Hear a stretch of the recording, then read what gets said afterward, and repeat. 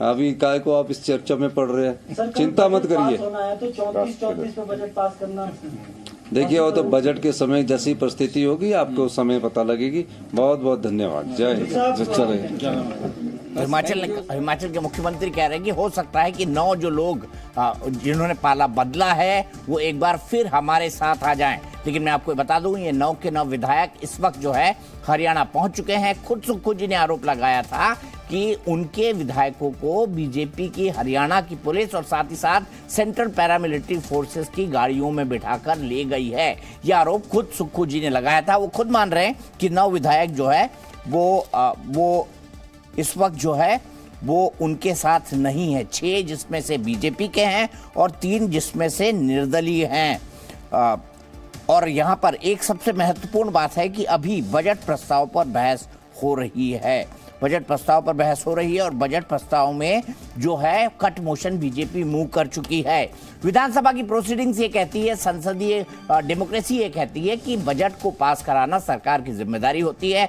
अगर सरकार budget pass नहीं करा पाती है तो फिर ऐसे में जो है सरकार को स्टेप डाउन करना होता है। तो अगर भारतीय जनता पार्टी सरकार गिराना चाहती है तो वो कुछ नहीं करेगी, सिर्फ कट मोशन को वोट करा देगी। और ऐसे में जब 9 विधायक एब्सेंट होंगे और वो इस वक्त हरियाणा के अंदर हैं तो हाउस के अंदर क्या होगा, इस परिस्थिति को आप बड़ी आसानी से समझ सकते हैं। लेकिन ये ड्रामा अभी यहां खत्म नहीं हुआ है। यहां से एक नए अध्याय की शुरुआत हुई है और वो नए अध्याय की शुरुआत ये है कि उत्तर में इकलौती हिमाचल की कांग्रेस की सरकार वो अब चला चली की बेला में फिलहाल दिखाई दे रही है। कल क्या होता है ये कोई नहीं कह सकता, लेकिन जो इंडिकेशन है, जो संकेत है वो ये है कि बीजेपी के हर्ष महाजन की जीत के मतलब ये है कि अल्पसंख्यक हो गई है, अल्पमत में आ गई है सुखविंदर सिंह सुक्खू की सरकार और 34 विधायक दोनों के पास हैं।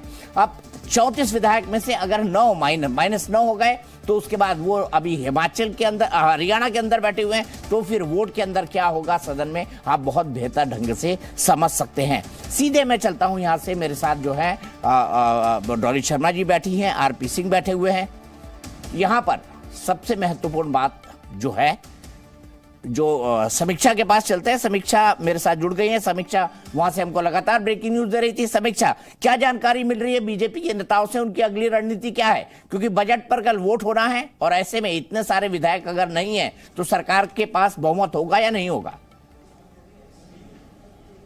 देखिए, हिमाचल के इतिहास में ऐसा पहली बार हुआ है जब सत्ता में रहते हुए इस तरह के हालात जो हैं वो बने हैं। हालांकि वोटिंग के आधार पर जो आज हुई है उसमें 34 जो है वो हुए हैं, टाई हुआ था, जिसके बाद पर्ची के आधार पर हर्ष महाजन को विजेता घोषित किया गया। लेकिन कॉन्फिडेंस में बीजेपी नजर आ रही है। बीजेपी का लगातार अब ये कहना है कि जीत की तरफ जो है वो कदम बढ़ रहे हैं। अविश्वास प्रस्ताव की भी अब जरूरत नहीं पड़ेगी क्योंकि उनके पास मैंडेट जो है वो मिल चुका है और कई विधायक जो है कांग्रेस में है वो भी उनके संपर्क में है। तो कल बजट पास होना है और कल का दिन जो है हिमाचल प्रदेश के इतिहास के लिए नहीं, पूरे देश के लिए बहुत ही महत्वपूर्ण रहने वाला है क्योंकि बजट पास होगा। ऐसे में कांग्रेस के पास मैंडेट पूरा नहीं होगा तो सरकार गिरने की पूरी संभावना जो है हिमाचल प्रदेश में बनती हुई नजर आ रही है। हालांकि पहले ये जरूर कयास लगाए जा रहे थे कि कहीं ना कहीं जो नेता हैं, जो कैबिनेट मिनिस्टर्स बनाए गए हैं, मुख्यमंत्री बनाए गए हैं, उन्हें बदला जाएगा। लेकिन बीजेपी जिस कॉन्फिडेंस में इस वक्त नजर आ रही है, 9 विधायक जो हैं वो इस वक्त यहां पर नहीं है, पंचकुला उन्हें रवाना कर दिया गया था। तो ऐसे में अब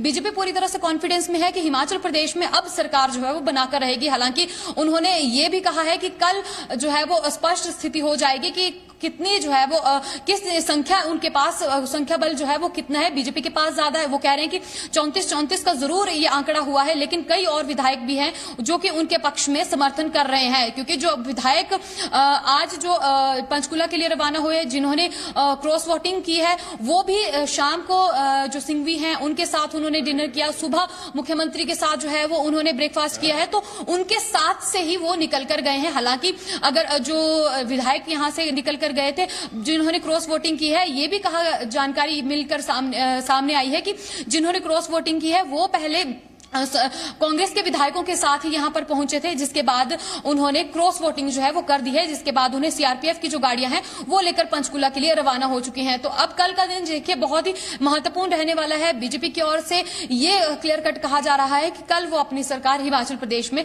बनाने जा रहे हैं। दावा जो है वो किया गया है।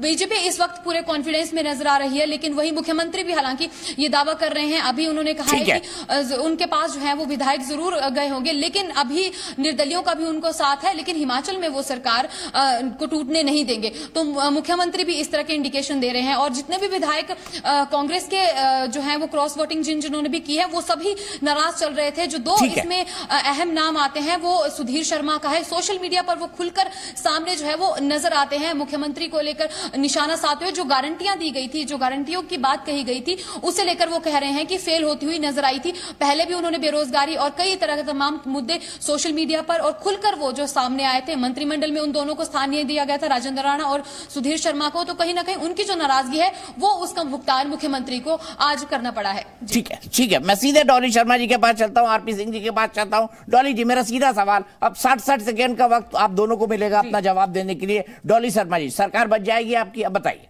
जी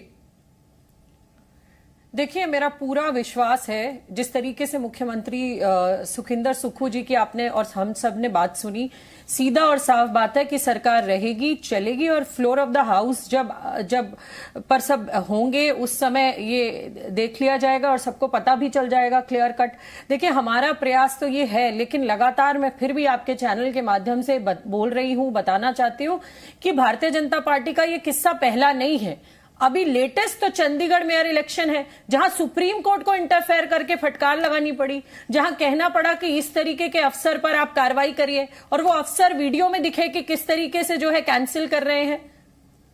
वो ये कोई नई बात थोड़ी है। आप विधायकों को कैप्चर करके ले जा रहे हैं, हरियाणा पहुंच गए हैं भारतीय जनता पार्टी, और फिर भारतीय जनता पार्टी के नेता दावा करने लग गए हैं कि हम सरकार बनाकर दिखाएंगे, हम सरकार बनाकर दिखाएंगे। तो कल तो आप किसी को भी किडनैप करेंगे, उठाएंगे, ले जाएंगे सीआरपीएफ की गाड़ियों में, जैसा पहले बताया गया। ये इस तरीके के जो काम भारतीय जनता पार्टी कर रही है, सीधा सीधा लोकतंत्र की हत्या कर रही है। और हिंदुस्तान में जब अंग्रेज नहीं रहे तो इस तरीके के तानाशाह भी नहीं रहेंगे। ठीक है, आरपी सिंह साहब, लोकतंत्र की हत्या है ये? आप बताइए, पैरामिलिट्री फोर्सेस की गाड़ी में आरोप लगा रहे हैं मुख्यमंत्री कि आप विधायकों को भरकर ले जा रहे हैं।